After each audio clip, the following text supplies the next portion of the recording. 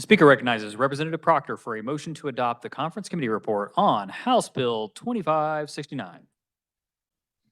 Thank you, Mr. Speaker.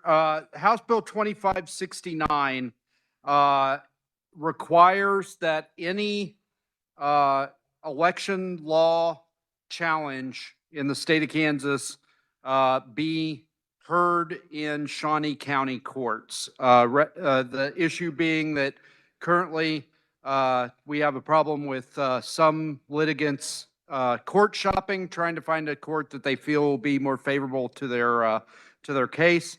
In conference, we inserted also, in addition to the contents of 2569, Senate Bill 394, but we made one change from the base bill. So the original Senate Bill 394 says that if a court overturns signature verification, all mail-in balloting will end.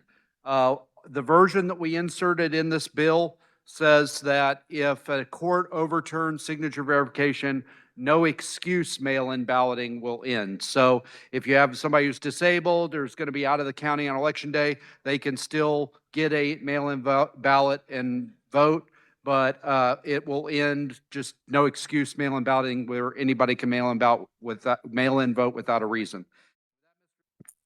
Thank you, Mr. Speaker. So my ranking minority member, the first time he was up here, made the case for me about why it's so dangerous to overturn signature verification.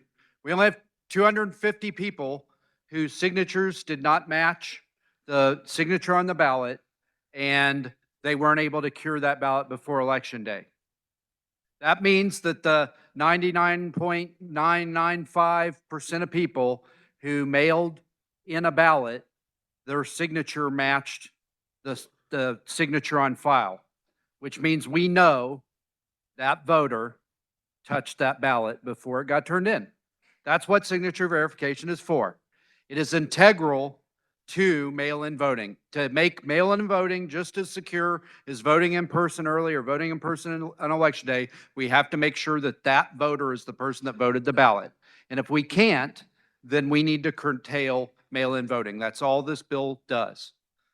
On the venue, I'm frankly amused by the example of it's going to be some guy in liberal Kansas who wants to sue against an election law, and he's going to have to go all the way to Shawnee County. First of all, the representative from Garden City made the great point that he doesn't have to go all the way to Shawnee County because he can do all that electronically.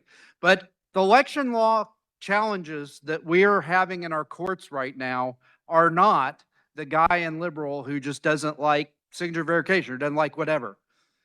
It's the Elias Group, which you might recognize from Russiagate. They were Hillary Clinton's lawyers during Russiagate. It was the Elias Group.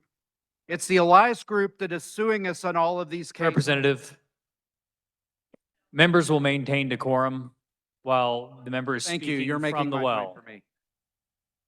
The Elias Group is forum shopping. They are going to places where they know they're going to get a preferable judge who's going to be prejudicial to their side, and they're finding a plaintiff in that district so that they can file those cases there. So if their case is so compelling, if they have such a good argument for why the law they're challenging is unconstitutional, they can come to the Capitol, just like if they were going to sue a federal law, they would have to go to D.C. If they're going to sue a state law, they can come to the state capitol where we will have courts that are specialized in election law, and they can argue their case.